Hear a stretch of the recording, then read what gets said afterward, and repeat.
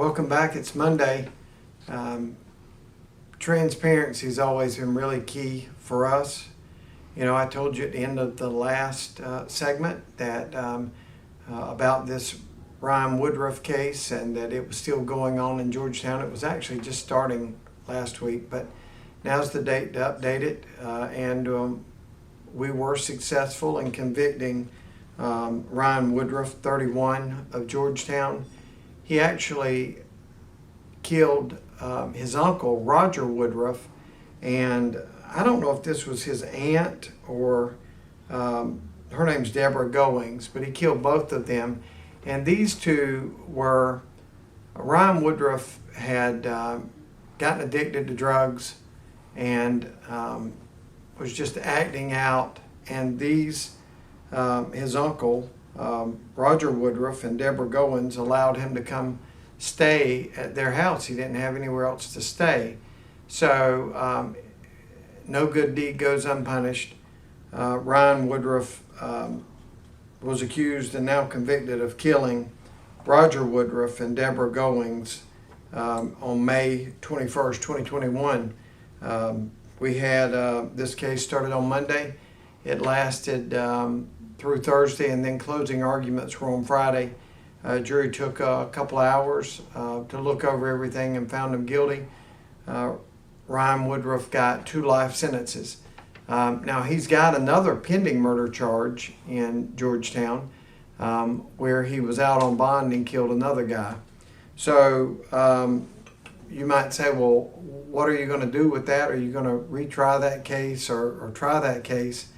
And probably so, because you know, when you've got these cases, a lot of times you still have to worry about the appellate court and post-conviction relief and all of these appeals that we always talk about.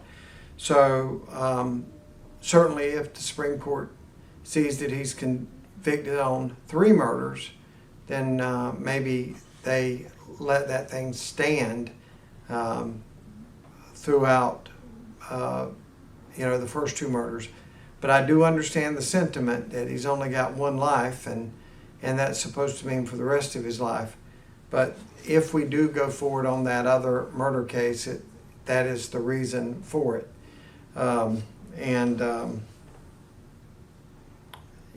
There's something to be said also that each one of these victims deserved their day in court, and that really weighs heavy on us. But today is about transparency, and I told you at the beginning of the last one, win or lose, or however it came out, we were going to come back and report on it, and that's what we're doing.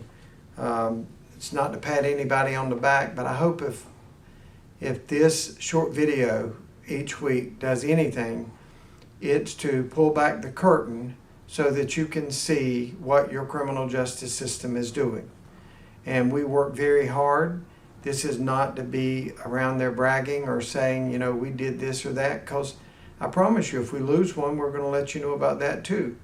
We're going to let you know about any pleas that went up on the trial roster and ended up pleading. The good, the bad, and the ugly is what we say. And this was a great job in Georgetown by the South Carolina Law Enforcement Division, and particularly Georgetown County Sheriff's Office, bringing Woodruff to justice.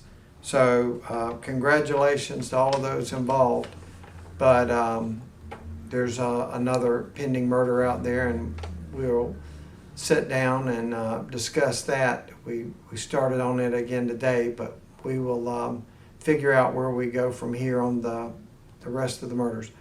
This week, there's no court in Georgetown, but in Horry we're doing motions, and next week we will start another murder trial. So no rest for the weary. We pump those out and do the best that we can on each of those cases, and I'll be back Monday to tell you a little bit about that case. Just keep in mind, because it's Monday and because the jury is coming in being selected, we won't go into a lot of detail, and then once it's closed out, I'll be able to tell you, just like on Ryan Woodruff's case, both of those people were killed by blunt force trauma. One of Deborah Goins was actually in a wheelchair when she was killed, but both of them were killed, and we just can't tell you that much information about cases when it starts off on Monday, because we don't want to do anything to mess up the jury veneer. There may be someone that would watch this ahead of being put on the jury, or even once they're on the jury, flip on Facebook, and I don't want to be saying anything that would hurt a defendant's right to a fair trial. So that's where we're at. Everything's trending well. Great job in Georgetown by the police, the prosecution team, and I'll tell you, the defense did a really good job on this case, and that is the way the system should work. The jury got it right, and now Ryan Woodruff has 2 life sentences. But it was all pushed out of an addiction to drugs, specifically methamphetamines. That's what our case theory was, is that he was high and meth paranoid, and because of that, he killed his uncle and Deborah Goins. So have a great week, and we'll keep you updated as we start next week.